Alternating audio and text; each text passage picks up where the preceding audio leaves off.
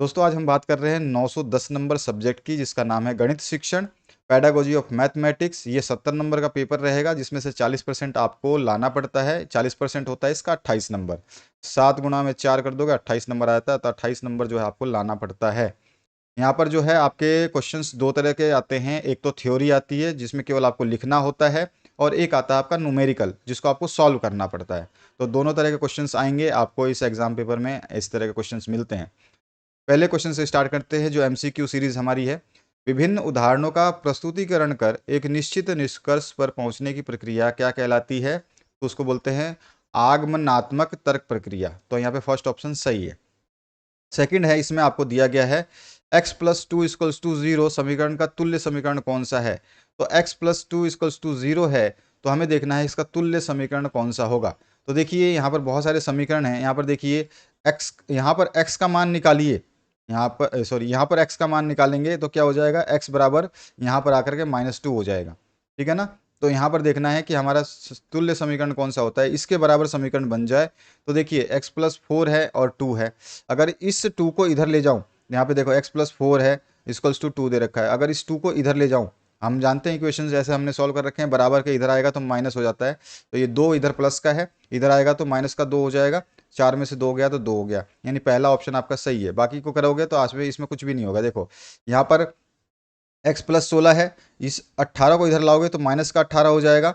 ठीक है, तो ये जो है ये आपका -2 आएगा, जबकि हमारे को +2 चाहिए।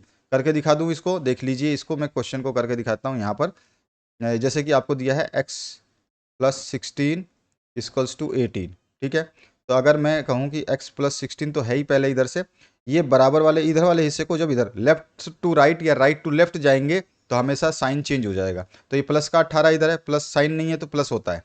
तो ये 18 है, इधर आएगा तो ये माइनस का 18 हो जाएगा। इधर कुछ नहीं बता, बराबर आया, इधर कुछ नहीं बचा तो इधर जीरो कर दिया। समझ में आ गया? ये 18 इधर से ले गए तो इधर जीरो बचा और बराबर का साइन बीच में था।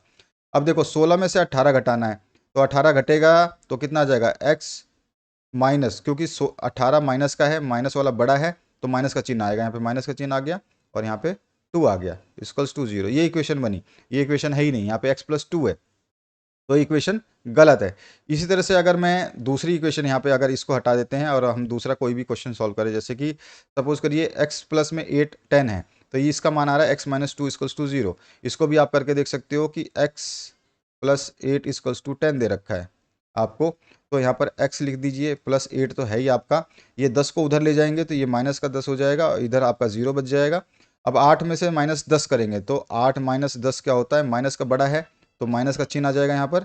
और ये 8 10 में से गया तो 2, ये भी आपका x माइनस 2 आ रहा है, देख रहे हो आप यहाँ पर। तो इस तरह से इसको भी सॉल्व करोगे तो x माइनस 2 ही आएगा। सब में x माइनस 2 आ रहा है, लेकिन केवल एक ही इक्वेशन है जिसमें x प्लस 2 आ रहा है, ये पहली इक्वेशन है। ठीक है, जिसको मैंने सॉल्व कर रखा है यहाँ पे। तो ये x प्लस 2 आ रहा है, तो यही सही समीकरण हो जाएगा पहला। किसी आंकिक श्रृंखला में सर्वाधिक आवर्ती वाली संख्या को क्या कहते हैं? तो किसी आंकिक श्रृंखला में सर्वाधिक आवर्ती वाली संख्या को बहुलक कहा जाता है। ठीक है, बहुलक कहा जाता है। नेक्स्ट जो क्वेश्चन है, ठोस ज्यामिति का संबंध किससे होता है? तो ठोस ज्यामिति का संबंध जो होता है त्रिविमीय आकृति से होता है। त्रिभुज जो है आपका सिंपल बनता है, देख रखा है। वर्ग आपका सिंपल बनता है इस तरह से 4 लाइनों से, आयत भी 4 लाइनों से बनता है। त्रिविमीय आकृति होती है एक बॉक्स की तरह, जैसे माचिस का डब्बा हो गया आपका, कोई भी डब्बा टाइप में, तो उसको 3D आकृति बोलते हैं, जिसकी ऊंचाई भी होती है, लंबाई भी होती है और चौड़ाई भी होती है, तीनों चीज़ होती हैं। लेकिन त्रिभुज में केवल ऊंचाई या लंबाई होगी, लंबाई या चौड़ाई होगी। वर्ग में भी केवल चौड़ाई और लंबाई होती है। आयत में भी लंबाई और चौड़ाई होती है, ऊंचाई नहीं होती है। ऊंचाई होती है त्रिविमीय आकृति में। गणितीय विकलांगता को क्या कहते हैं? तो उसको बोलते हैं डिसकैलकुलिया। ये आपका शॉर्ट टर्म है जिसको हम बोलते हैं डिसकैलकुलिया, यानी कि छोटा वाक्य जो है गणित में विकलांगता का छोटा वाक्य है डिसकैलकुलिया, इसका नाम है। इस तरह से आपका इंग्लिश वर्जन क्वेश्चन है। ठीक है, तो इसमें भी आपका जैसे मैंने बताया इक्वेशन x प्लस 2 इसको x plus 2 is equal to equivalent to which of the following equation, तो x प्लस 4 इक्वल्स टू 0 के बराबर होगा। यहाँ पे x प्लस 4 को आप अगर x प्लस 4 इक्वल्स टू 2 दिया हुआ है तो इसको आप सॉल्व कर लीजिए। यहाँ पे x प्लस 4 और ये 2 माइनस इधर आ जाएगा तो इक्वल्स टू 0 हो जाएगा। अब देखिए x का x और 4 में से -2 कर दिए तो आपके पास 2 बचा, तो ये आपका इक्वेशन वैसे ही आ गई जैसी आपको आवश्यकता थी। यहाँ पर जो है यही वही वही क्वेश्चन है सारे के सारे। ठीक है, अब आइए नेक्स्ट क्वेश्चन की बात करते हैं। कोष्टक में दिए गए शब्दों से आपको आंसर देना है। जरूरी नहीं है कि आपको ऑप्शंस मिले, ऑप्शन मिल भी सकते हैं, नहीं भी मिल सकते हैं। किसी वृत्त का क्षेत्रफल जो है वो क्या होता है आपका पाई आर स्क्वायर होता है। ये फॉर्मूला याद रखना, किसी भी वृत्त का क्षेत्रफल जो है पाई आर स्क्वायर के माध्यम से निकाला जाता है। ये है आपका फॉर्मूला, ठीक है, एरिया का फॉर्मूला एक सर्किल का। और जो परिधि होती है, जो जिसको डायामीटर आपका सरकमफेरेंस बोलते हैं, जैसे कि ये आपका वृत्त है, अगर इस वृत्त की क्षेत्रफल की बात करें, क्षेत्रफल का मतलब होता है किसी बाउंड्री के अंदर का एरिया निकालना, यानी कि इस बाउंड्री, अब ये जो पूरा गोला है इसके अंदर का ये पूरा एरिया निकालना है, इस एरिया को बोलते हैं हम क्षेत्रफल। ये पूरा का पूरा जो भी आप इस सर्कल के अंदर देख रहे हैं, ये पूरा का पूरा जो है ये होता है क्षेत्रफल। इसका फॉर्मूला होता है पाई आर स्क्वायर, ठीक है। लेकिन ये बोले परिधि, परिधि का फॉर्मूला बताइए, तो परिधि क्या होती है?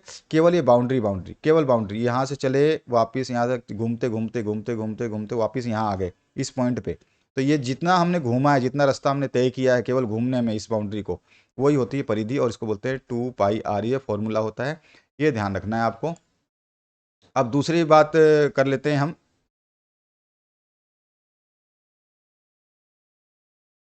तो यहाँ पर 1 मिनट, आपको मैं सही कर देता हूँ।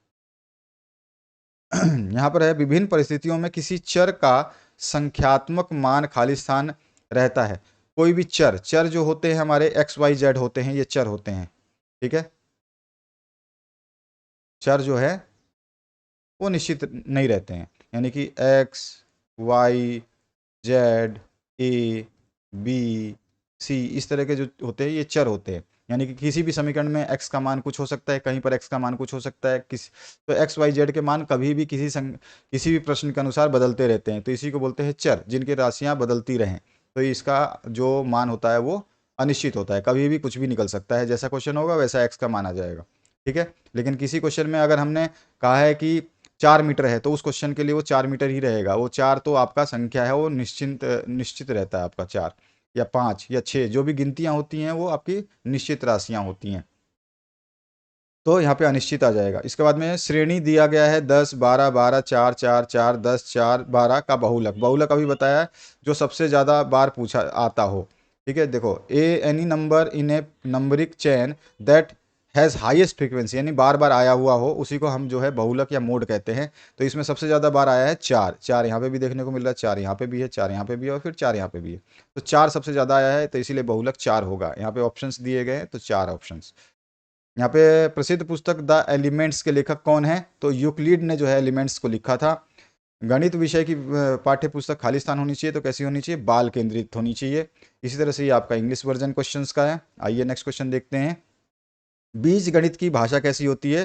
तो बीज गणित की भाषा जो है संक्षिप्त व साधारण भाषा होती है तथा संबंधों पर केंद्रित होती है, ठीक है। ये सिंपल सी लैंग्वेज में आप लिख दोगे, एक एक वाक्य में आपको उत्तर देना है। गणित की अधिकतर अवधारणाएं कैसी होती हैं? तो गणित की सारी या अधिकतर अवधारणाएं जो है अमूर्त होती हैं। सममिति किसे कहते हैं? तो सममिति कहते हैं वह आकृति जो किसी बिंदु या रेखा के दोनों तरफ एक जैसी हो, सममिति आकृति कहलाती है। जैसे कि आप देख सकते हो, मैंने यहाँ पे एक लाइन खींची हुई है, ये पहले बॉक्स बनाया और इस बॉक्स के बाद में ये लाइन खींच दी, तो इस तरफ की आकृति, जो आकृति 1 देख रहे हैं और ये आकृति 2 देख रहे हैं, ये एक जैसी है। देख रहे हो आप, अक्ष के दोनों तरफ ये अक्ष है आपका, ये लाइन है, जो ये अक्ष है आपका, ये एक्स एक्सिस मान लीजिए या वाई एक्सिस, कुछ भी मान सकते हैं। तो दो, 1 नंबर जो आकृति है ये वाली त्रिभुज, और नीचे वाला 2 नंबर का जो त्रिभुज है, एक जैसी दिख रही है। अगर इसी आकृति को आप चेंज करते, सपोज करिए मैं यहाँ पे गोला एक बना दूँ, ये गोला बना दिया, अब इसमें कोई मैंने लाइन खींच दी ऐसे, तो आप देखोगे कि इस लाइन के ऊपर वाली आकृति और नीचे वाली आकृति एक जैसी है ना। लाइन के नीचे वाली और लाइन के ऊपर वाली आकृति ये वाली एक जैसी है, तो इसी को बोलते हैं सममिति अक्ष, ठीक है। और सममिति आकृतियाँ, ये वाली आकृति आपकी एक जैसी है और फिर ये वाली आकृति आपकी एक जैसी है, यानी दोनों तरफ बराबर बराबर से, इसी को बोलते हैं सममिति। तो चलिए अब नेक्स्ट क्वेश्चन देखते हैं, समझ में आ गया होगा आपको।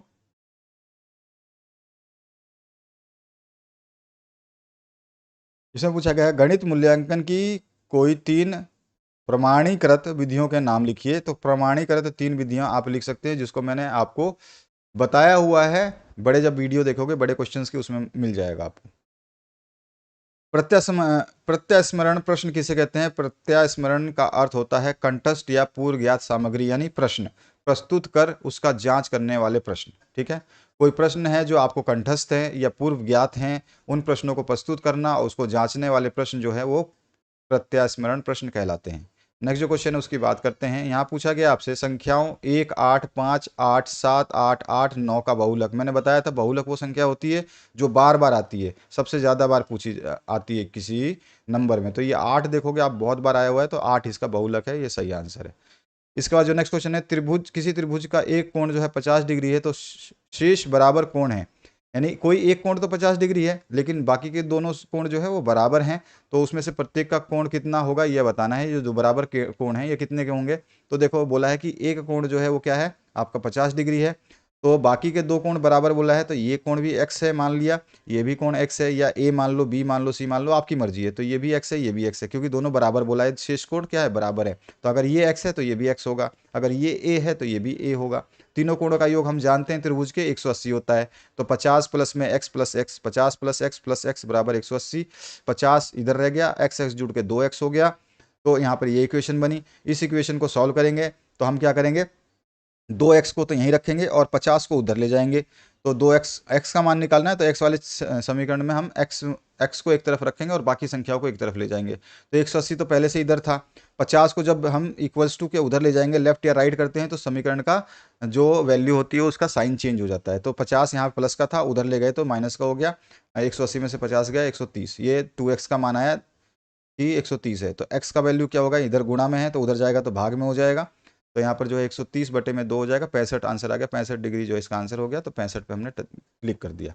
नेक्स्ट जो क्वेश्चन है, गणित की पाठ्यपुस्तक होनी चाहिए, कैसी होनी चाहिए, बाल केंद्रित होनी चाहिए, सृजनात्मकता के घटक हैं, तो सृजनात्मकता के घटक प्रवाह, मौलिकता और लचीलापन, उपरोक्त सभी सही है।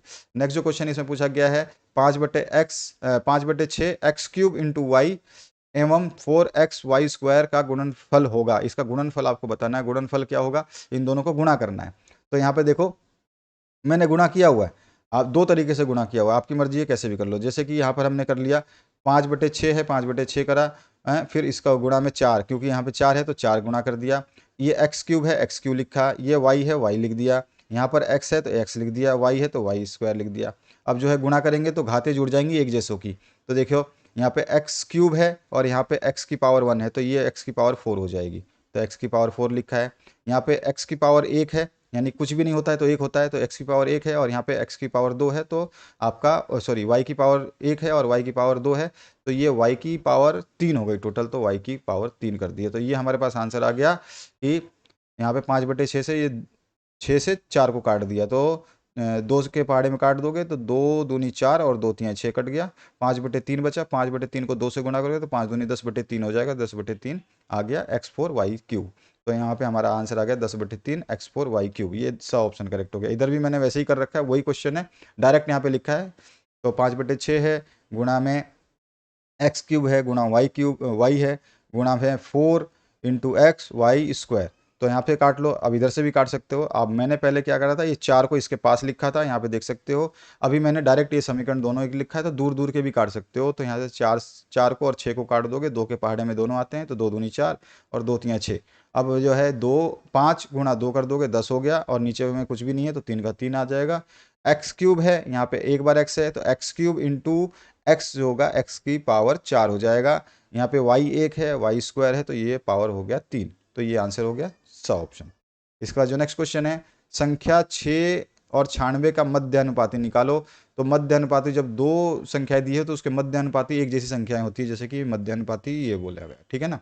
तो 6:x समान अनुपात x अनुपात 96, इस तरह से लिखा जाता है।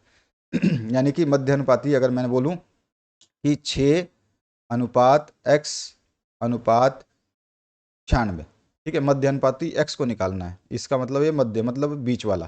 तो जो मीन प्रोपोर्शनल निकालना है आपको, तो ये जब इस x को हम इस तरह से लिख रहे हैं, तो इसको लिखने के लिए एक तरीका होता है जो कि मैंने यहाँ लिखा है। इसको लिख सकते हैं 6:x, फिर x को दोबारा से लिखेंगे समान अनुपात डाल के x, और फिर 96 जो है इसके साथ लिख देंगे इस तरह से।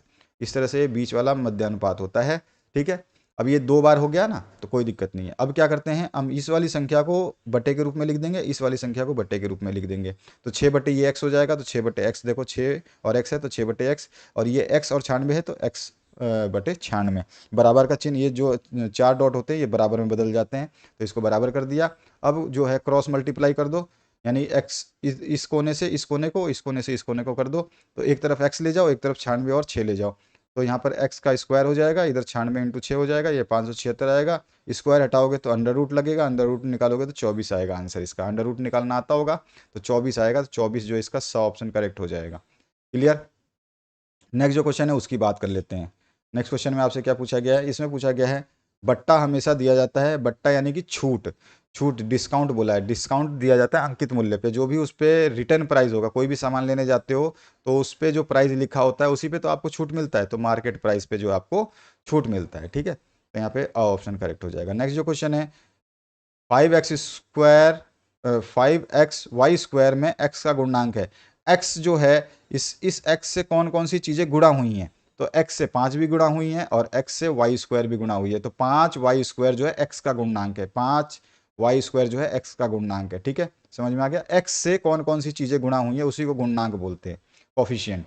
इसके बाद जो है निम्नलिखित में से लुप्त संख्या आपको बतानी है। यहाँ पर जो है ये क्वेश्चन मार्क दिया है, यहाँ पे क्या आएगा, तो देखो 3 है, 3 के बाद में 8 आया, 5 का गैप है, 8 से 18 आया, 10 का गैप है, 18 से 23 आया, फिर 5 का गैप है, 23 से 33 हुआ, फिर 10 का गैप है, तो 33 से अगला जो क्वेश्चन है उसमें 5 का गैप आएगा, क्योंकि 5 10 5 10 5 10 5 10 चल रहा है, तो 38 आंसर आ जाएगा, 38 जो है इसका सही आंसर हो गया।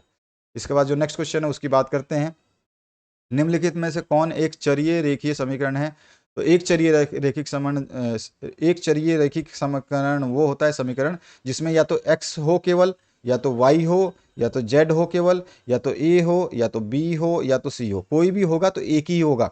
ठीक है, एक ही होगा, इसमें से x और y एक साथ नहीं देखने को मिलेंगे, x y z एक साथ नहीं आएंगे, x y z a b c साथ में नहीं आएंगे, मतलब कोई भी होगा, इनमें से कोई भी एक ही आएगा उस रैखिक समीकरण में, उसी को एक चरीय, एक चर वाला, यानी कि किसी एक का ही मान निकालना पड़े। देखो यहाँ पर केवल इसमें x है, इसमें x और y भी है, इसमें x y भी है, इसमें भी x y है, तो इस जिसमें x y है तो ये द्विचरीय हो गया है ना, तो एक चरीय पूछा है तो जिसमें x है वही हमारा आंसर हो जाएगा।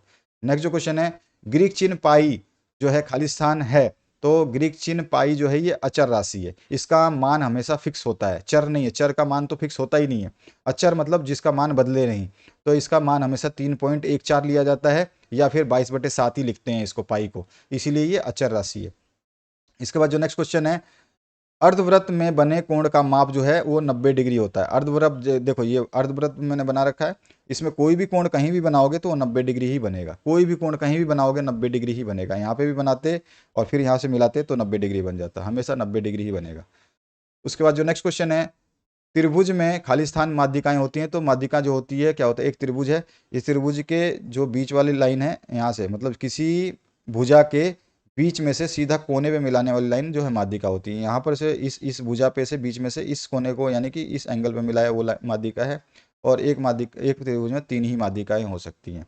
देखो यहाँ से ये बनाया, यहाँ से ये मिलाया और यहाँ से ये मिलाया, 3 माध्यिकाएं होती हैं। खाली स्थान आगमन विधि का आधार है, तो तर्क जो है आगमन विधि का आधार है। नेक्स्ट जो क्वेश्चन है सृजनात्मकता एक प्रकार का क्या है, खाली स्थान योग्यता है, तो संश्लेषण योग्यता है। सृजनात्मकता क्या है, संश्लेषण योग्यता है। इसके बाद में नेक्स्ट जो क्वेश्चन है एक घन के विकर्ण की लंबाई जो है 10√3 सेंटीमीटर है, उसके कोर की लंबाई ज्ञात कीजिए। तो यहाँ पर देखो ये घन है, इसके सभी के जो घन होता है, घन में सारी भुजाएं बराबर होती हैं जो मैंने बना रखा है। ठीक है, और घन की जो ए है ये घन की भुजा है, और घन का जो आपका ए का मान निकालना है, क्योंकि उसमें क्या बोला है कोर, कोर किसको बोलते हैं, ये सारी भुजाओं को बोलते हैं, ये कोर है, ये भी कोर है, ये भी कोर है, ये भी कोर है, ये डंडी सीधी खींची ये कोर है, इधर खींचा हुआ कोर है, सारे कोर है, जो भी ए वाली लाइन है ये सारे कोर है, यानी साइड है, साइड बोलते हैं। देखो यहाँ पे साइड लिखा है, ठीक है, साइड, एक साइड, दूसरी साइड, तीसरी साइड, ऐसे साइड ही, तो इसी को घन की भुजा या कोर कहते हैं। ठीक है, तो यहाँ पे दिया क्या है विकर्ण की लंबाई, तो इसका फॉर्मूला होता है डायरेक्ट, जो भुजा निकालनी होती है कोर होती है, इसको निकालने का फॉर्मूला होता है विकर्ण की लंबाई जितनी दी गई हो बटे में √3 कर दो, तो यहाँ पर 10 √3 है ही, और फॉर्मूले में √3 लिखना ही है नीचे, तो √3 से 3 कट गया तो 10 सेंटीमीटर जो इसका सही आंसर हो जाएगा। नेक्स्ट जो क्वेश्चन उसकी बात करते हैं, यहाँ पूछा गया है 1000 साधारण ब्याज की दर से 5 वर्ष में 2000 हो जाता है, यानी कि कोई 1000 रुपये है वो 5 वर्ष के बाद में कोई साधारण ब्याज जो भी सिंपल इंटरेस्ट लग रहा है वो 2000 हो जाता है, तो साधारण ब्याज की वार्षिक दर क्या होगी, मतलब कितना ब्याज लगा उस पर।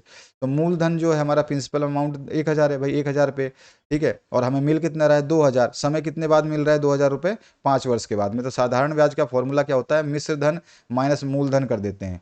तो हमारा मिश्र धन माइनस मूलधन यानी कि हमारे को कितना एक्स्ट्रा मिला, ठीक है ना। साधारण ब्याज किस पे लगा होगा, तो साधारण ब्याज हमारे को लगा 1000 रुपये पे, मतलब 1000 रुपये मिला हमारे को साधारण ब्याज में। तो साधारण ब्याज का फॉर्मूला लगा लेंगे। साधारण ब्याज का फॉर्मूला होता है साधारण ब्याज बराबर में मूलधन गुणा में समय गुणा में दर बटे में 100। साधारण ब्याज अभी अभी हमने निकाला है, 1000 रुपये मिला था, तो साधारण ब्याज लिख दिया है, साधारण ब्याज की जगह साधारण ब्याज लिख दिया जो निकाला था। मूलधन हमारे को दे रखा है क्वेश्चन में, मूलधन कितना है 1000 रुपये, तो मूलधन की जगह 1000 रुपये लिखा। समय कितना दे रखा है 5 वर्ष दिया था, 5 वर्ष। दर हमें निकालना है, परसेंटेज हमें निकालना है। सभी की वैल्यू को काट पीट दोगे, निकालोगे दर, तो आपका 20% आ जाएगा। यही उत्तर हो गया। नेक्स्ट जो क्वेश्चन है उसकी बात करते हैं। यहाँ पे ये 100 नीचे वाला है, ये 1000 से कट जाएगा, ऊपर क्या बचेगा 10, इस 10 को इधर ले जाओगे ये भी कट जाएगा, यहाँ बचेगा 100, इधर 5 को इधर ले जाओगे कितना बचेगा 20, तो दर 20 आ जाएगा। काटना पीटना तो आता होगा आपको। पहली 11 सम प्राकृतिक संख्याओं की माध्यिका ज्ञात कीजिए। कोई भी पहली सम प्राकृतिक संख्याएं आपको निकालनी है। सम संख्याएं 2 होती है, 4 होती है, 6 होती है, 8, 10, 12, 14, 16, 18, 20, 22, ये 11 हो गई गिन करके, 1, 2, 3, 4, 5, 6, 7, 8, 9, 10, 11, 12, 13, 14, मतलब आप जो गिनोगे कितनी है 11 गिननी है, तो 1, 2, 3, 4, 5, 6, 7, 8, 9, 10, 11, 11 संख्याओं में माध्यिका जो है आपको बतानी है। माध्यिका सीधी सीधी, इधर से आप 5 छोड़ दो, इधर से आप 5 छोड़ दो, बीच वाली जो है माध्यिका हो जाएगी। माध्यिका का अलग अलग फॉर्मूला होता है, लेकिन हम अभी यहाँ पर जो है सिंपल सी गणना करनी है। तो देखो n प्लस, जब 1, 2, 3, 4, जब भी आपका माध्यिका की बात हो तो n प्लस, ये फॉर्मूला क्या होता है माध्यिका का मैं बता देता हूँ, n+1/2, दोवां पद,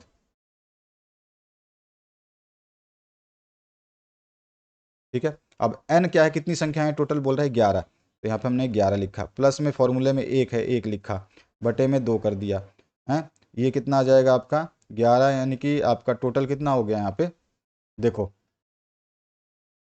यहाँ पर जो है ये 12 हो गया, ठीक है।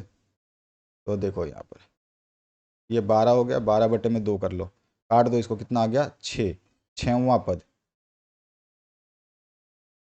ठीक है। छवां पद, छवां पद कौन सा है, 1, 2, 3, 4, 5, 6, ये हो गया आपका आंसर, ठीक है। छवां पद हो गिन करके निकाल दिया, ये माध्यिका होगी।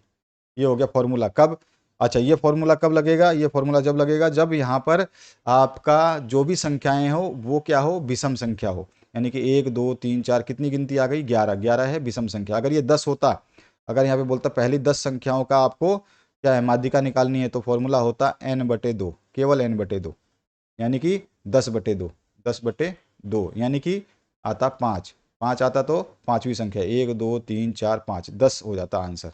समझ में आ गया, क्वेश्चन चेंज हो जाएगा वहाँ पे, ये भी चेंज हो जाएंगे। तो ये चीज़ याद रखना है कि जब सम संख्याएं दी हो, ये सारी संख्याएं मिल करके जोड़ गिनने पर सम आ रही हो, कि मतलब वो 10 है 20 है 8 है, जो भी सम संख्याएं होती हैं, जो 2 से भाग हो जाए वो सारी सम संख्याएं होती हैं, तो वो तो आपकी क्या होगी, n/2 फॉर्मूला लगेगा माध्यिका निकालने के लिए। लेकिन अगर विषम संख्याएं जैसे 11 है 13 है 18 है 13 है 17 है 19 है, वो विषम संख्याएं होती हैं, या 7 है, तो n+1/2वां पद होगा, इसमें n/2वां पद होगा, ठीक है। तो ये चीज़ आपको ध्यान रखना है थोड़ा सा। अगला जो क्वेश्चन है उसको देखते हैं। यहाँ पर दिया गया है यदि x प्लस में 1/x बराबर 5 हो तो x स्क्वायर प्लस में 1/x स्क्वायर का मान ज्ञात कीजिए। बहुत सिंपल सा क्वेश्चन है। देखो यहाँ पे दिया गया है x प्लस में 1/x बराबर 5 है। दोनों पक्षों का वर्क कर दो, क्योंकि हमको इसका वर्क करेंगे तो इधर इस तरह की संख्या मिल जाएगी, तो हम इधर भी वर्क कर देते हैं, इधर भी वर्क कर देते हैं। तो ये इधर वर्क किया तो ये x का स्क्वायर हो जाएगा, और ये आपका होल स्क्वायर वाला फॉर्मूला बन जाएगा। a प्लस बी का सूत्र जो है ये क्या हो गया a, और ये हो गया b, तो a प्लस बी का होल स्क्वायर हो गया, जिसका फॉर्मूला होता है, इसका सूत्र होता है a square plus B square plus 2ab, ये फॉर्मूला होता है। तो यहाँ पे देखो ये a की जगह है, ये वाला चीज़ a की जगह है, ये b की जगह है। अब रखते जाओ, a की जगह a का स्क्वायर होगा, a की जगह क्या है x का स्क्वायर होगा, तो x का स्क्वायर कर दिया। फिर क्या बोला इसने, b का स्क्वायर होगा, तो b क्या है 1/x, तो 1/x का स्क्वायर कर दिया। तो 1 का स्क्वायर तो एक ही होता है, इसलिए 1/x का स्क्वायर हो गया। प्लस फॉर्मूला में क्या है 2ab, 2 गुणा में ab, a क्या है x है, x कर दिया, गुणा में b क्या है 1/x है, तो x से x कट जाएगा, तो यहाँ पे 25, 5 का स्क्वायर का 25। इस तरह से एक्स स्क्वायर ऐसे ही आ गया, ये भी 1/x² इधर आ गया, इधर से कुछ भी नहीं है तो ये 2 का 2 आ गया। इधर से आप इस 2 को इधर ले गए, 25 में से माइनस हो जाएगा तो ये आ जाएगा 23। तो एक्स स्क्वायर प्लस में 1/x² का मान कितना आ गया, ये आ गया 23। तो यही आंसर इसने पूछा था कि इसका मान क्या होगा। इसका मान अगर 5 है तो इसका मान 23 आ रहा है, तो ये 23 आ गया इसका आंसर। इसके बाद जो नेक्स्ट क्वेश्चन है, एक आयत की लंबाई उसकी चौड़ाई से 3 गुनी है, यदि आयत का परिमाप 26 मीटर है तो आयत की लंबाई और चौड़ाई ज्ञात कीजिए। तो देखो ये क्वेश्चन जो है आपके बड़े क्वेश्चनों में आते हैं ज़्यादातर, ये याद रखिएगा। एमसीक्यू में कम आते हैं, एमसीक्यू में बहुत ही कम आएंगे, लेकिन यहाँ पे मैंने कुछ क्वेश्चंस लिए हैं जो आपके पूछे जाते हैं इस तरह के क्वेश्चंस, इसलिए बता रहा हूँ। तो आयत है, वो बोल रहा है कि जो ये लंबाई है वो लंबाई जो है वो क्या है, चौड़ाई की 3 गुनी है, ठीक है ना। देखो लंबाई उसकी चौड़ाई से 3 गुनी है, तो लंबाई जो है उसकी चौड़ाई से 3 गुनी है। तो हमने यहाँ पे बोल दिया कि 3 गुनी जो है उसकी चौड़ाई है, तो माना लंबाई L है, चौड़ाई आपका B है, तो प्रश्न अनुसार जो लंबाई है ये L जो है ये 3 गुना है, ये चौड़ाई है, चौड़ाई का 3 गुना, तो 3 गुना लिख दिया, ठीक है। आयत का परिमाप क्या होता है, 2 × L+B होता है, ठीक है। आयत का परिमाप का फॉर्मूला होता है, याद रखना है, ये फॉर्मूला याद रख लेना। आयत का परिमाप होता है 2 × L+B। अब L का मान रख दो, L का मान हमारे को यहाँ पे परिमाप का मान दे रखा है, परिमाप 96 है, तो आयत का परिमाप की जगह 96 रख दिया। 2 × अब L जो है, L किसके बराबर है, 3B के बराबर है।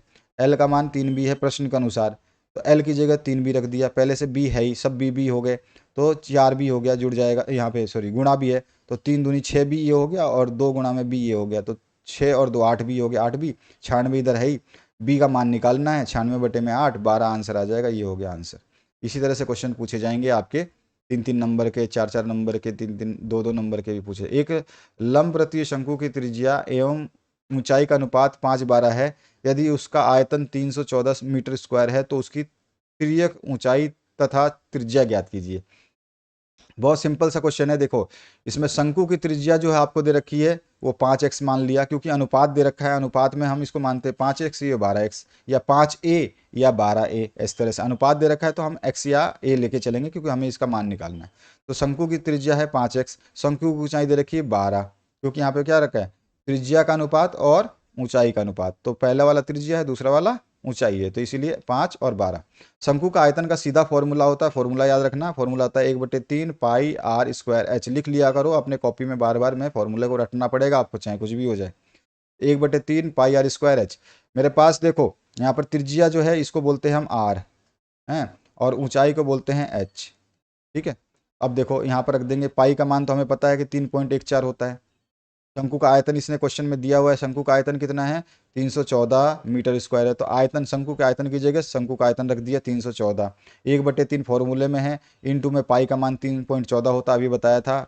आर कितना है, आर 5x है, तो 5x का स्क्वायर कर दिया। एच कितना है 12x, 12x इंटू में लिख दिया, फॉर्मूले के हिसाब से रख दिया सब। इनको काट पीट करोगे, काटना पीटना आता है काट पीट लो, काटना पीटना सीखो, नहीं आता है तो। और इसको काटने के बाद में आपका जो आंसर आएगा, एक्स का मान 1 आएगा, 1 आएगा एक्स का मान। एक्स का मान जो है हम यहाँ पे रख देंगे, यहाँ पे एक्स का मान 1 रखेंगे और यहाँ पे एक्स का मान जो है 1 रखेंगे, तो 12 गुणा में 1 और यहाँ पे 5 गुणा में 1, यानी 5 और 12 ही जो है इसका आंसर आ जाएगा, ठीक है। शंकु की त्रिज्या 5x है तो 5 गुणा में 1, और 12x है तो 12 गुणा में 1, 5 मीटर और 12 मीटर।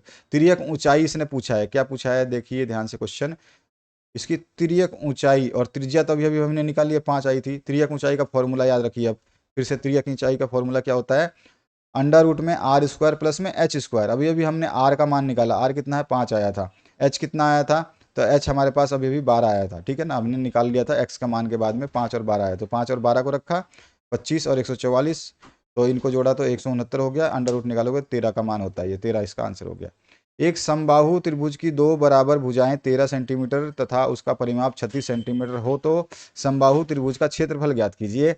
एक समबाहु त्रिभुज है, समबाहु मतलब क्या होता है कि आप उसकी सारी भुजाएं जो है बराबर हों, सॉरी हाँ समद्वि बाहु है, समद्वि बाहु, समबाहु नहीं, समद्वि बाहु। समद्वि बाहु मतलब दो बराबर भुजाएं होती हैं, 2 बराबर भुजाएं होती हैं, ठीक है। वो 13 सेंटीमीटर है, उसका परिमाप दे रखा है जो कि आपका 36 सेंटीमीटर। परिमाप मैंने बताया है बाउंड्री होती है, केवल बाउंड्री, बाउंड्री के अंदर का जो एरिया होता है उसको क्षेत्रफल बोलते हैं, लेकिन केवल बाउंड्री होती है वो परिमाप होता है। तो त्रिभुज का परिमाप जो दे रखा है वो 36 सेंटीमीटर दे रखा है, ये त्रिभुज है और इसमें बोल रहा है कि दो बराबर भुजाएं हैं, तो मैंने मान लिया कि ये भुजा 13 है तो ये भी भुजा 13 होगी। और एक भुजा के बारे में उसने बताया नहीं जो उसके बराबर नहीं है, तो मान लिया वो एक्स है। ठीक है, तो एक भुजा माना ए, एक भुजा माना बी, एक भुजा माना सी। ठीक है, और यहाँ पर ये जो है ये आपका 13 है, दिया हुआ है क्वेश्चन में कि दो भुजाएं बराबर हैं, तो ये भी 13 है, ये भी 13 है। इसका मान मुझे पता नहीं है, मैंने माना इसको एक्स या सी मान लो, जो मर्जी है। तो त्रिभुज के परिमाप 36 है, बराबर भुजाएं 13 सेंटीमीटर है। हमें पता है परिमाप क्या होता है, परिमाप का फॉर्मूला होता है कि भैया ये जो त्रिभुज है इसका ये वाला साइड प्लस में ये वाला साइड प्लस में ये वाला साइड, तो ये तीनों मिलाकर के जो साइडों का वैल्यू है वो परिमाप होता है। तो परिमाप क्या हो गया, 13, एक साइड का 13 प्लस एक्स या 13 प्लस सी, आप जो भी मानना चाहो। मैंने ए बी सी भी लिखा है और एक्स भी लिखा है, आपकी मर्जी है जो भी मान लो। तो 13 प्लस एक्स बराबर कितना हो गया, ये 36। ये क्या है, ये परिमाप है। त्रिभुज का परिमाप क्या होता है, 36, और त्रिभुज का परिमाप कितना दिया हुआ है, 36। तो 13 प्लस एक्स बराबर 36। तो 13 दूनी 26 प्लस में एक्स बराबर 36। एक्स का मान आ जाएगा 36 माइनस 26 बराबर 10 सेंटीमीटर। तो ये एक्स का मान यानी कि इस भुजा का मान आ गया 10 सेंटीमीटर। ठीक है, अब इसने बोला है समद्विबाहु त्रिभुज का क्षेत्रफल निकालना। क्षेत्रफल के लिए हमें भुजाओं का मान पूरा मान होना चाहिए तभी निकाल पाएंगे। क्षेत्रफल का सीधा सीधा फॉर्मूला क्या होता है, परिमाप बटे में 2 है, अर्ध परिमाप। इसको एस को अर्ध परिमाप बोला जाता है। एस मतलब होता है आधा परिमाप। आधा परिमाप निकाल लेंगे तो परिमाप जितना निकाला 36, 36 है परिमाप, तो 36 बटे में 2 यानी कि अर्ध परिमाप आया 18। त्रिभुज का क्षेत्रफल का फॉर्मूला बहुत सिंपल सा होता है, ये होता है एस इंटू में एस माइनस ए पहली भुजा, इंटू में एस माइनस बी दूसरी भुजा, इंटू में एस माइनस सी तीसरी भुजा। ठीक है, हमारे को ए का मान पता है, बी का मान पता है, सी का मान पता है। हमारे को ए का 13, बी का 13 और सी अभी निकाला था हमने 10। ए तो 13 13 10, ये यहाँ पे लिख दिया मैंने, ए का मान 13, बी का मान 13, सी का मान 13। अब इस जगह पे जहाँ जहाँ ए बी सी है वहाँ पर 13 13 10 रख देंगे। एस का मान अभी अभी निकाला था मैंने, एस अर्ध परिमाप होता है, वो है 18, तो जहाँ जहाँ एस है वहाँ 18 रख देंगे। ठीक है, ये इक्वेशन बन जाएगी। घटा देना ब्रैकेट में से, 18 में से 13 गया 5, 18 में से 13 गया 5 और 18 में से 10 गया 8, गुणा में 18 तो सबके साथ था ही। ये हो गया 3600, 3600 का जो अंडर रूट निकालोगे 60। ये हो गया इसका आपका क्षेत्रफल। ठीक है, सेंटीमीटर में है तो सेंटीमीटर लिख देंगे, सेंटीमीटर जो है इसका आंसर हो जाएगा। इसके बाद में सही विकल्प चुनना है 4 तथा 9 का मध्य अनुपात। अभी अभी मैंने बताया था मध्य अनुपात कैसे निकालते हैं, 4 अनुपात x समानुपात x अनुपात 9। 4 अनुपात x समान, मध्य अनुपात बीच वाला, ये वाला और ये वाला, 4 बटे एक्स, एक्स बटे 9 है, क्रॉस मल्टीप्लाई कर देंगे, तिरछा गुणा, x से x का गुणा, 4 से 9 का गुणा, तो x से x गुणा एक्स स्क्वायर हो जाएगा, 4 से 9 गुणा 36, 36 का अंडर रूट 6 होता है। इसके बाद जो है रैखिक समीकरण 3x प्लस 5 बराबर 0 का हल आपको बताना है। इसका हल क्या होगा, तो सिंपल सा है, देखो 3x प्लस 5 बराबर 0 दे रखा है हमारे को, यहाँ पर हमारे को 3x यहीं छोड़ देना है, प्लस का 5 है उधर ले जाएंगे तो -5 हो जाएगा। हल निकालना है यानी सॉल्व करना है। तो 3x बराबर -5 और x का मान क्या हो जाएगा, x तो यहीं छोड़ देंगे और 3 को उधर ले जाएंगे, इधर गुणा में है तो उधर जाके भाग में हो जाएगा, तो -5 बटे में 3 जो है इसका सही आंसर है। तो द ऑप्शन करेक्ट हो गया। नेक्स्ट जो क्वेश्चन है, बीजीय पद 7x5 y3 में चर राशियां की संख्या कितनी है, तो चर राशि जो है एक x है और एक y है, ये दो ही संख्याएं हैं। अगर z होता तो 3 संख्याएं हो जाती, 4 संख्याएं हो जाती, 5 संख्याएं, जो इतनी बढ़ती जाती। ठीक है, घातों की संख्या नहीं पूछा है, घातों का योग नहीं पूछा है। घात जो होती है ऊपर वाली घात होती है, जो पावर है ना, इसको घात बोलते हैं। अगर बोले कि चर राशियों के घातों का योग कितना है, तो 5 प्लस में 3 8 हो जाता। तो यहाँ पे जो है ये सही आंसर है 2। इसके बाद जो नेक्स्ट क्वेश्चन इसमें पूछा गया है, वर्ग में सममित अक्षों की संख्या कितनी होती है, तो वर्ग में सममित अक्षों की संख्या जो कितनी होती है वो होती है टोटल 4। कोई भी वर्ग बनाओगे, ये वर्ग बना रखा है, इसको सममित मतलब कि दोनों तरफ एक जैसे दिखें। तो अगर आप पहली लाइन ये वाली खींचते हो तो इसके बराबर में ये वाला हिस्सा एक हो जाएगा और ये वाला हिस्सा एक हो जाएगा, दो मतलब एक लाइन से दो बराबर हिस्से बन रहे हैं। फिर ये अगर ये लाइन खींचते हैं तो इधर नीचे वाला और ऊपर वाला हिस्सा जो है ये बराबर हो जाएगा। कोने से कोने खींचते हैं तो इस कोने से लेकर के ये कोना और इस कोने से लेकर के ये कोना ये बराबर हो जाएगा। इधर से खींचेंगे तो टोटल हो गई 4 संख्याएं। दोबारा से मैं आपको अगर बताऊं तो इधर एक बार देख लो, समझ लो। यहाँ पर जो है मैंने ये आपका कोई वर्ग बना दिया। अब इसकी सममित अक्ष खींचिए, ये मतलब जो दोनों तरफ का हिस्सा बराबर हो जाए। तो अगर मैं यहाँ पे एक लाइन खींचूँ इस तरह से, अगर ये लाइन खींचा, ठीक है, तो ये क्या है, ऊपर वाला हिस्सा बराबर हो गया, एक सममित अक्ष हो गया। अगर मैं इसको हटा दूँ है, अगर मैं इस लाइन को इस तरह खींचूँ तो इधर और इधर वाला हिस्सा बराबर हो गया, तो 2 सममित अक्ष खींच चुका हूँ मैं। ठीक है, यहाँ पर देखते जाना, इधर खींच रखे हैं। अगर मैं इस लाइन को मैं इस तरह से खींचूँ ठीक है, तो इधर वाला बराबर हो गया, तो तीसरा लाइन खींचा मैंने, और इसके बाद में अगर मैं इधर खींचूं तो इधर का हिस्सा और इधर का हिस्सा बराबर हो गया। 4 लाइनें खींच सकता हूँ, इससे ज़्यादा 5वां लाइन अगर आपके दिमाग में हो तो बता देना, 4 लाइन से ज़्यादा नहीं होती है, तो यहाँ पे बी ऑप्शन करेक्ट हो जाएगा। इसके बाद जो नेक्स्ट क्वेश्चन है, रिक्त स्थानों की पूर्ति कीजिए। तो रिक्त स्थानों की पूर्ति कर लेते हैं। एक्स तथा वाई का समांतर माध्य क्या होता है? तो किसी की भी चीज का समांतर माध्य जब दो संख्याओं को पूछता है तो दोनों का जोड़ बटे में 2 हो जाता है, तो x प्लस वाई बटे में 2 होगा। ठीक है, सभी प्राकृतिक संख्याएं जो है खाली स्थान राशियां हैं, सभी प्राकृतिक संख्याएं अचर राशियां हैं, हमेशा कांस्टेंट हैं, क्योंकि एक का मान हमेशा एक रहेगा, चाहे किसी भी इक्वेशन में किसी भी क्वेश्चन में डाल दो। दो को लिखोगे, ये सारी की सारी क्या है, ये प्राकृतिक संख्याएं हैं। ठीक है, इनका मान हमेशा क्या होता है, फिक्स होता है। ये जितनी भी संख्याएं यहाँ से लिखते हैं अनंत तक जाओगे, सबका मान फिक्स है, 595 595 ही रहेगा, किसी भी हालत में किसी भी जगह पे किसी भी जगह पे यूज करोगे तो एक एक ही रहेगा। तो इसी को बोलते हैं अचर राशि, जिसका मान बदलता ना हो। ठीक है, इसीलिए अचर, और चर राशियां जिनका मान बदलता रहता है। यहाँ पे -3x(y²) और -4x² y का गुणनफल होगा, इन दोनों को गुणा करना है, तो 4 गुणा में 3, देखो ये भी माइनस का है, ये भी माइनस का है। जब हम देखो ध्यान रखना, एक चीज बहुत इंपॉर्टेंट चीज है, जैसे माइनस माइनस कोई चीज है और उसको गुणा कर रहे हैं माइनस से, तो जो माइनस और माइनस किसी भी चीज का गुणा होगा तो वो प्लस में हो जाएगा अपने आप चेंज। माइनस गुणा में प्लस का कोई भी संख्या हो, चाहे कितनी भी लंबी बड़ी संख्या हो, उसमें प्लस और माइनस का दो संख्याओं को गुणा करोगे तो हो जाएगा वो प्लस माइनस का। ठीक है, ये चीज़ दो चीज़ें ध्यान रखना, बाकी प्लस प्लस और माइनस माइनस तो होता है, चाहे माइनस हो चाहे प्लस हो। जैसे कि यहाँ पे देखो -3 गुणा -4, तो ये गुणा होकर 4 3 12, और माइनस का नहीं आएगा, ये प्लस का 12 आएगा। यहाँ पर अगर इसी संख्या को अगर मैं बोलूँ कि ये -3 है और गुणा में 4 है, तो 4 3 12, लेकिन वो माइनस का 12 होगा, क्योंकि मैंने बताया अभी अभी कि माइनस और प्लस की संख्या, ये प्लस की संख्या है, माइनस की संख्या है, इनको गुणा करोगे तो आंसर माइनस में आएगा। इसी तरह से मैंने बताया कि माइनस का गुणा माइनस से करोगे, यानी माइनस की संख्या को माइनस से गुणा करोगे तो आंसर प्लस में आएगा। देखो 12 प्लस का है। ये चीज़ आपको थोड़ा सा ध्यान रखनी है, ये बेसिक चीज़ें हैं जो हम 5th क्लास से पढ़ना शुरू करते हैं। तो यहाँ पे लिख दोगे 4 3 12, तो 12 हो गया। x गुणा में x³ मैंने कहा था, जब एक जैसी संख्याएं गुणा होती हैं, जैसे ये x है और ये x है, x x गुणा होंगे तो इनकी घातें यानी कि पावर जो है जुड़ जाती हैं, तो इसकी पावर कुछ नहीं है, यानी कि एक है। कुछ नहीं होने का मतलब एक होता है, तो x की पावर अगर एक है और x की पावर 2 है तो x की पावर 3 हो गई। यहाँ पे y की पावर 1 है, यहाँ पे y की पावर 2 है, तो y से y गुणा करोगे तो पावर जुड़ जाएंगी, तो y की पावर 3 हो जाएंगी। ठीक है, यहाँ पे मैंने किया हुआ है। हाँ, एक चीज़ और बता दूँ, किसी भी राशि का पावर अगर 0 हो तो उसका मान हमेशा 1 आता है, यानी कि x की पावर 0 है तो 1 आएगा। अगर मैं बोलूँगा कि 7 की पावर 0 का मान कितना होगा, तो इसका मान 1 होगा, याद रखिएगा। अगर आपसे बोलेगा कि 3 की पावर 0 है तो कितना मान होगा, 1 होगा। अगर बोलेगा 99 की पावर 0 है तो कितना मान होगा, 1 होगा। अगर बोलेगा कि 1 लाख, कुछ भी कोई भी संख्या उसकी पावर 0 है तो ये आपका 10,000 का पावर है तो 0 मान 1 ही होगा। x की पावर 0 है तो मान 1 होगा, y की पावर 0 है तो मान 1 होगा, z की पावर, किसी भी संख्या की पावर अगर आपका सीधी सी बात है 0 हो, पावर मतलब घात अगर 0 बोल दे तो उसका मान हमेशा 1 होगा, ये ध्यान रखना। इसके बाद जो है गोला कैसा होता है, त्रिविमीय आकृति। गोला मतलब फुटबॉल, जो बॉल आप खेलते हो हाथ में, उसको 3D आकृति बोलते हैं।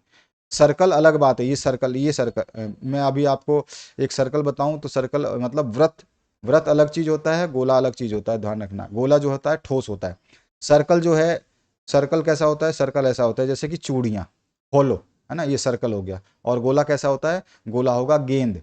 ठीक है ना, तो ये चीज़ आपको ध्यान रखनी है, कभी कभी आपसे एग्जामिनर पूछ सकता है कि वृत्त कैसी आकृति है, तो वो द्विविमीय आकृति है, गोला कैसी है, त्रिविमीय आकृति है। संख्या पैटर्न दिया गया है, 1 4 9 16 में अगली संख्या क्या होगी, तो एक के बाद में 4 आया यानी 3 का गैप है। एक संख्या का पैटर्न किसी भी तरह का हो सकता है, इसमें दिमाग लगाना पड़ता है। एक के बाद में 4 आया तो 3 का गैप है, 5 के बाद में 4 के बाद में 9 आया, 5 का गैप है, फिर 9 के बाद में 16 आया, 8 का गैप है, और 16 के बाद में देखो 3 5, 5 और 3 8, 8 और 3 11। यहाँ पे देख सकते हैं ध्यान से कि हमने ये करके देखा तो इससे ये फर्क नहीं पड़ा, इसमें गड़बड़ हो रहा है। देखो एक चीज़ देखोगे, मैं ये केवल समझाने के लिए लिखा है, तो अभी समझना जिस चीज़ को मैं समझाना चाहता हूँ। यहाँ पे देखो 3 से 5 तक गए तो यहाँ पे 2 का गैप आया, यहाँ 5 से 8 तक के गए तो 5 से 3 का गैप आया, यहाँ 8 से 11 पर गए, 8 9 10 11, तो यहाँ पे 3 का गैप आया। और 11 से आगे 25 आ रहा है, अगर 25 आएगा तो कितने का गैप हो गया, 16 के आगे 25, 11, 12, 13, 14, 15, 16, 17, 18, 19, 20, 21, 22, 23, 24, 25, लगभग 12 का अ, लगभग 25 के बाद में आपका ये आ रहा है, तो लगभग 9 का गैप हो रहा है, लगभग लगभग, है ना। 9 का गैप हो रहा है, 8 से 3, 11, 11 से 25, सॉरी 9 का नहीं बल्कि ये 14 का गैप हो रहा है। तो ये कोई पैटर्न नहीं बन रहा है। पैटर्न क्या बन रहा है आप समझिएगा, पैटर्न कहाँ बन रहा है, इसी चीज़ को हमें समझना होता है पैटर्न में। पैटर्न जो बनेगा वहाँ पे देखिए, यहाँ पर देखिए ए, ये 1 का स्क्वायर है, ये 2 का स्क्वायर है, ये 3 का स्क्वायर है, ये 4 का स्क्वायर है। अब देख सकते हो 1 का स्क्वायर 1 ही होता है, 2 का स्क्वायर 4 होता है, 3 का स्क्वायर 3 3 9 होता है, 4 का स्क्वायर 4 चौको 16 होता है। इसीलिए अगला संख्या जो है 5 का स्क्वायर का 5 पचम 25। तो ये हो गया इसका सही आंसर। ठीक है, अभी समझ में आ गया। पैटर्न किसी भी तरह का हो सकता है, आपको समझना है। अगला जो क्वेश्चन है उसकी बात करते हैं। प्रेरणा कार्य को आरंभ करने, जारी रखने और नियमित करने की प्रक्रिया है, यह कथन गुड का है। बुद्धि के बहुकारक सिद्धांत के प्रतिपादक जो है वो थार्नडाइक है, ध्यान रखिएगा। एक बालक खिलौने को तोड़कर पुनः जोड़ने का प्रयास करता है, यह कार्य जिस बुद्धि से संबंधित है वह जो है आपकी मूर्त बुद्धि है। प्राणी के व्यवहार को संचालित करने वाली जन्मजात एवं अर्जित प्रवृत्तियों को जो है प्रेरक कहते हैं। फ्रायड ने सबसे अधिक बल फ्रायड ने सबसे अधिक बल जो है काम मूल प्रवृत्ति को दिया है। अमूर्त बुद्धि, सामाजिक बुद्धि या आंतरिक बुद्धि, यह तीनों बुद्धि के प्रकार खाली स्थान मनोवैज्ञानिक ने बताए हैं, तो थार्नडाइक ने बताए हैं। नेक्स्ट जो क्वेश्चन है इसमें पूछा गया, बुद्धि पहचानने तथा सीखने की शक्ति है, यह परिभाषा गाल्टन की है। नेक्स्ट जो क्वेश्चन इसमें चिंता, बोध, तर्क शक्ति, विश्लेषण की क्षमता वाला विषय जो है वो गणित है। गणित निष्कर्ष सर्वमान्य होते हैं क्योंकि यह तर्क पर आधारित होते हैं। शिक्षण उद्देश्यों का क्रमिक वर्गीकरण किया जाता है, ब्लूम द्वारा जो है ये किया गया है।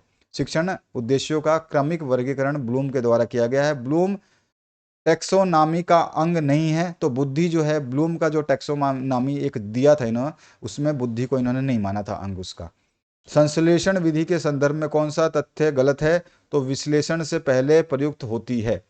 संश्लेषण विधि जो है विश्लेषण से पहले प्रयुक्त नहीं होती है, विश्लेषण के बाद प्रयुक्त होती है। कौन सा सिद्धांत प्रयोजना विधि का नहीं है, तो मूल्य जो है प्रयोजना विधि का सिद्धांत नहीं होता है। दैनिक पाठ योजना में निर्माण में सम्मिलित होता है, क्या क्या होता है, विषय वस्तु का चयन, शिक्षण उद्देश्य का निर्धारण, शिक्षण विधियों का निर्माण, और भी आप लिख सकते हैं चाहे तो, ये 3 लिख दे, एक वाक्य में बहुत होता है। इसका नेक्स्ट क्वेश्चन पूछा जाएगा, बीज गणित शिक्षण की सर्वाधिक उपयुक्त विधि जो है वो समीकरण विधि मानी जाती है बीज गणित के लिए, ध्यान रखिएगा। सूत्र रचना के लिए सर्वोत्तम विधि जो है वो आगमन विधि है। प्राथमिक स्तर पर गणित शिक्षण की सर्वोत्तम विधि जो है वो खेल विधि मानी जाती है। वैज्ञानिक आविष्कार को सर्वाधिक बढ़ावा देने वाली विधि जो है वो विश्लेषण विधि है, याद रखिएगा, ढंग से पढ़िएगा। इसमें पूछा गया, शिक्षण एक खालिस्तान प्रक्रिया है जिसका प्रथम ध्रुव शिक्षण उद्देश्य, अधिगम तथा तृतीय मूल्यांकन है। तो ये शिक्षण जो है एक त्रिध्रुवी प्रक्रिया है, याद रखिएगा। इसमें पहला जो होता है त्रिध्रुव में जो है वो प्रथम क्या होता है, वो शिक्षण उद्देश्य, दूसरा जो है अधिगम, और तीसरा जो है मूल्यांकन होता है। अच्छा, व्याख्यान विधि में शिक्षण का केंद्र बिंदु खालिस्तान होता है, तो अध्यापक होता है, वह सक्रिय रहता है। बड़ी कक्षाओं में जब किसी के जीवन परिचय या ऐतिहासिक पृष्ठभूमि से परिचित कराना है, वहाँ खालिस्तान उत्तम है, तो व्याख्यान विधि जो है उत्तम माना जाता है।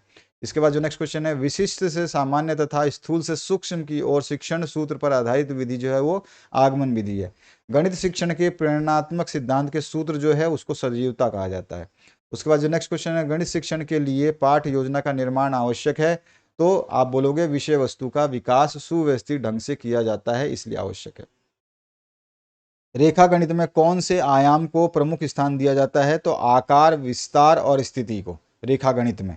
नेक्स्ट जो क्वेश्चन अभी से हमने पहला पढ़ा था बीज गणित का, गणित विषय का सबसे अधिक संबंध होता है, तो विज्ञान के साथ सबसे ज़्यादा संबंध इसका देखने को मिलता है। आप देखोगे फिजिक्स में सबसे ज़्यादा इसका यूज़ होगा, केमिस्ट्री में यूज़ होता रहता है। वह उद्देश्य जो शिक्षक गणित पढ़ाने के बाद कक्षा में ही प्राप्त कर लेता है उसे कहा जाता है, तो उसे बोलते हैं शिक्षण उद्देश्य।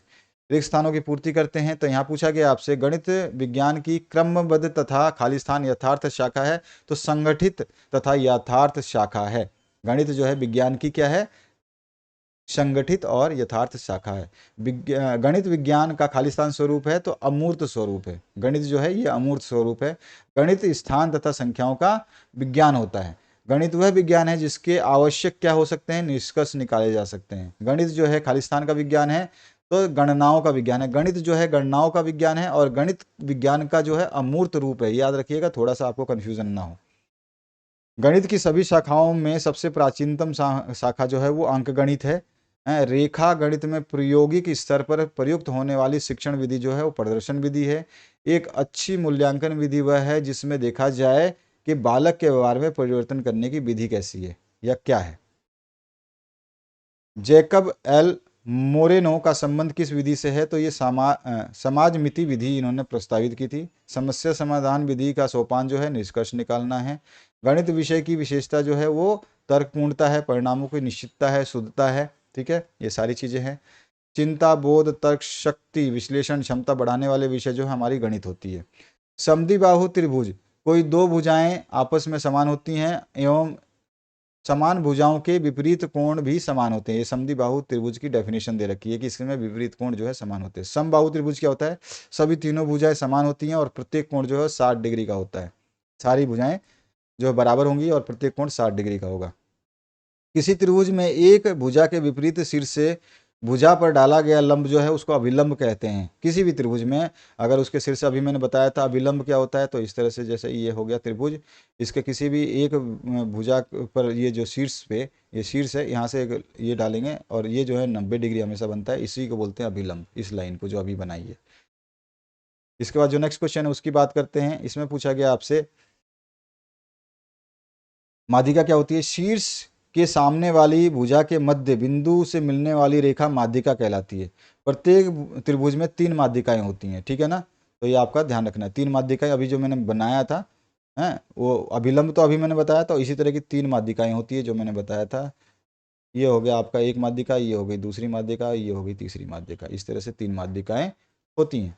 आगे देखिए नेक्स्ट क्वेश्चन, कोण समद्विभाजक क्या होता है। रेखाखंड जो त्रिभुज के शीर्ष से प्रारंभ होता है एवं कोण को 2 समान भागों में बांटता है उस कोण समद्विभाजक कहलाता है। अभी अभी मैंने बताया था कि ऐसे जैसे त्रिभुज है ये कोण है, तो यहाँ से जो लाइन जा रही है तो इधर का इस कोण को इसने 2 भागों में बांट दिया, इसी को कोण समद्विभाजक कहा जाता है। ये भी 3 होते हैं एक त्रिभुज में। इसके बाद जो है गणित शिक्षण में मूल्यांकन में ब्लूप्रिंट क्या होता है, प्रश्न पत्र निर्माण की आधारशिला होती है। किस विधि के अंतर्गत यह निर्धारित किया जाता है कि पूरे अध्याय कितने हैं, तो इकाई योजना विधि में। गणित के नियम व निष्कर्ष कैसे होते हैं, तो वस्तुनिष्ठ और सार्वभौमिक माने जाते हैं। आगमन विधि का एक प्रमुख दोष क्या है, ज्ञान अर्जन बहुत धीमी गति से होता है, ये एक दोष है। गणित के अध्ययन से बच्चे में किस गुण का विकास होता है, तो आत्मविश्वास का, तार्किक सोच का, विश्लेषण सोच का, ये सभी का। गणित सभ्यता एवं और संस्कृति का दर्पण है, ये कथन जो है हांग वेन का है, ये याद रखिएगा। नेक्स्ट जो क्वेश्चन उसकी बात करते हैं, वह उद्देश्य जो शिक्षक गणित पढ़ाने के बाद कक्षा में ही प्राप्त कर लेता है उसे जो है शिक्षण उद्देश्य कहा जाता है। गणित शिक्षण में मूल्यांकन में ब्लूप्रिंट क्या है, प्रश्न पत्र निर्माण की आधारशिला है। वैज्ञानिक विधि पर आधारित उपयुक्त विधि जो है वो कौन सी है, योजना विधि भी है, ये वैज्ञानिक विधि पे सारी आधारित है। निगमन विधि भी है, आगमन अनुभव कितने प्रभावशाली रहे हैं, ये सभी के सभी। दैनिक पाठ योजना के निर्माण में सम्मिलित जो है वो क्या होता है, विषय वस्तु का चयन, शिक्षण उद्देश्य का निर्धारण, शिक्षण विधियों का निर्माण, सभी सही है इसमें। सामान्य से विशिष्ट का सिद्धांत निम्न में से किसमें प्रयोग होता है, तो निगमन विधि में सामान्य से विशिष्ट की ओर जाते हैं। गणित में किस विधि में हम प्राय सूत्र तथा नियमों की सहायता लेते हैं, तो निगमन विधि में हम जो है सूत्र और नियमों की सहायता लेते हैं। देखिए स्थानों की पूर्ति करनी है, तो जैसे कि यहाँ पे पूछा गया प्राथमिक स्तर पर गणित स्मृति केंद्रित होनी चाहिए जिसका आधार खालिस्तान होता है। प्राथमिक स्तर पर भी गणित स्मृति केंद्रित होना चाहिए जिसका आधार जो है पुनरावृत्ति यानी रिपीट करना होता है, रिवीजन करना होता है, रिवाइज करना होता है। गणित के अध्ययन से मस्तिष्क में तर्क करने की आदत जो है स्थापित होती है। खाली स्थान प्रत्येक कोण 90 डिग्री से कम होता है, किसमें, न्यून कोण त्रिभुज का जो है न्यून कोण जो होता है ना उसमें जो है प्रत्येक कोण, हर कोण जो है 90 डिग्री से कम होगा। समकोण त्रिभुज में एक कोण जो है हमेशा 90 डिग्री होता है और दो कोण जो है एक दूसरे के पूरक होते हैं। एक कोण 90 डिग्री होगा तो बाकी बचा 90 डिग्री एक दूसरे का पूरक होगा। एक दूसरे का पूरक का मतलब होता है कि दोनों को मिलाने पर 90 डिग्री बनेगा। दो कोणों का योग जो है 90 डिग्री बनेगा, उसी को पूरक कोण कहते हैं। अधिक कोण त्रिभुज क्या होता है, कोई भी एक कोण जो है 90 डिग्री से अधिक होता है। अधिक कोण त्रिभुज में कोई भी एक कोण 90 डिग्री से अधिक होगा। विषम बाहु त्रिभुज क्या है, सभी भुजाएं आपस में असमान होती हैं विषम बाहु त्रिभुजों में। उपलब्धि परीक्षण व नैदानिक परीक्षण में अंतर क्या है, उद्देश्य का अंतर है। उपलब्धि परीक्षण व नैदानिक परीक्षण में जो अंतर होता है वो क्या होता है, उद्देश्य का अंतर होता है। त्रिभुज की रचना हेतु आवश्यक उपकरण या सामग्री क्या होनी चाहिए, कंपास, पैमाना, पेंसिल, ये आवश्यक। भाई कोई त्रिभुज बनाओगे तो आपको कंपास चाहिए, पैमाना चाहिए, पेंसिल चाहिए, रबड़ चाहिए, ठीक है। इसके अलावा जो आप उसमें ये भी बोल सकते हो चांदा, जिसको डी बोलते हो वो। वस्तुनिष्ठ प्रश्न वस्तुनिष्ठ परीक्षण की सर्वाधिक महत्वपूर्ण विशेषता क्या है, इसकी वैधता। वैधता सबसे ज़्यादा विशेषता है। मूल्यांकन का निकटतम संबंध किससे होता है, उद्देश्य से।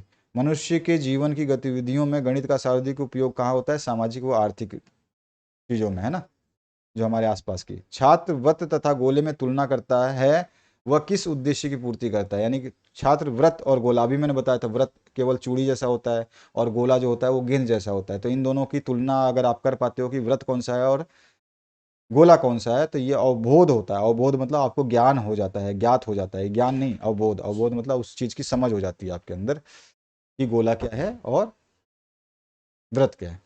एक अध्यापक गणित शिक्षण में अवरोही क्रम का अनुसरण कर रहा है, वह किस विधि से प्रेरित है। तो अवरोही क्रम जो है ये निगमन विधि से प्रेरित है। प्रयोगशाला विधि किस विधि का विस्तृत रूप है, आगमन विधि का विस्तृत रूप है। किसी खेल के क्षेत्रफल का ज्ञान करा किसी खेत अच्छा सॉरी किसी खेल के क्षेत्रफल का ज्ञान कराने में सहायक विधि होगी जो है वो आपकी क्रिया विधि होगी। खेल नहीं होगा, ये खेत मान लो, खेत, ठीक है, क्रिया विधि होगी। उसके बाद में नेक्स्ट जो क्वेश्चन है, किसी वृत्त की परिधि व व्यास में संबंध स्थापित करना, इनमें से कौन सी विधि सहायक होगी।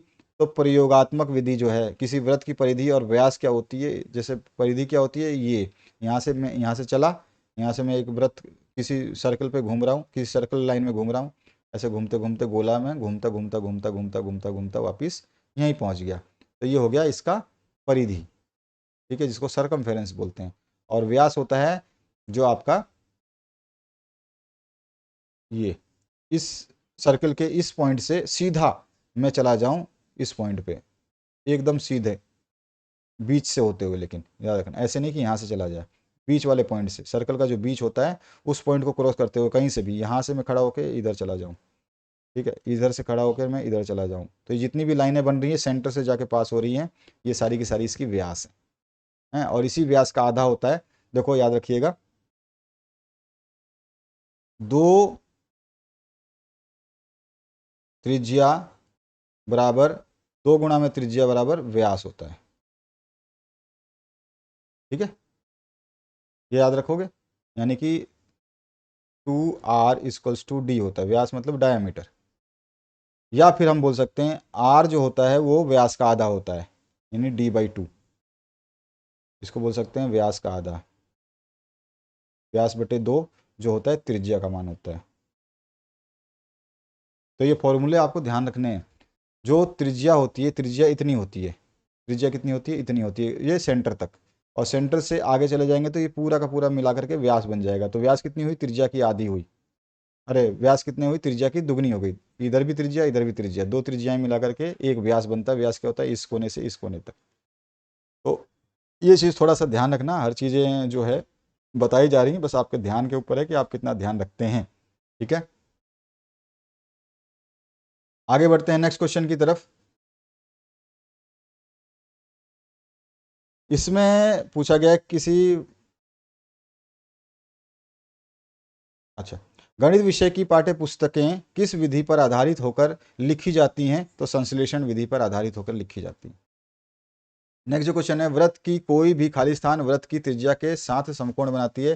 तो व्रत की कोई भी रेखा जो है, स्पर्श रेखा, वो व्रत के परिधि त्रिज्या के साथ जो है समकोण बनाएगी। ये वृत्त है कोई, ठीक है, ये सेंटर है, ठीक है, और कोई भी रेखा है, जैसे ये रेखा में कहीं भी खींच दो रेखा, ये खींच दो रेखा, ये खींच दिया, जो इस वृत्त को टच करते हुए जा रही है, इसको स्पर्श रेखा बोला जाता है, जो वृत्त को छूती हुई निकल जाए बाहर बाहर, ये हमेशा इस त्रिज्या से क्या बनाएगी, इस त्रिज्या से जो है समकोण बनाएगी। कहीं पर भी बनाएगी ना, यहाँ से इस तरह से। अभी इसने समकोण बना लिया, कहाँ पे बनाया है समकोण, यहाँ पे, ये 90 डिग्री बनाएगी। कहीं पर भी खींचोगे वहाँ पर जाके सीधा ये 90 डिग्री, यहाँ खींचोगे यहाँ पे 90 डिग्री, यहाँ पे खींचोगे यहाँ पे 90 डिग्री, हर जगह पे 90 डिग्री बनाएगी। तो वृत्त की कोई भी स्पर्श रेखा वृत्त की त्रिज्या के साथ समकोण बनाती है, यानी 90 डिग्री बनाती है। किसी बाह्य बिंदु से वृत्त पर खींची गई खाली स्थान समान होती है, स्पर्श रेखाएं जो है समान होती हैं। यदि किसी वृत्त की दो जीवाएं ए बी व सी डी एक दूसरे को खाली स्थान पर काटती हैं, तब ए ई गुणा में बी ई बराबर सी ई गुणा में डी ई होगा। ये आपको वैसे जनरल के लिए बताया कि जैसे कि कोई वृत्त है, ठीक है, कोई भी इसकी दो जीवाएं हैं, ठीक है, एक दूसरे को ई पर काटती हैं, ए बी और सी डी जो दो जीवाएं हैं,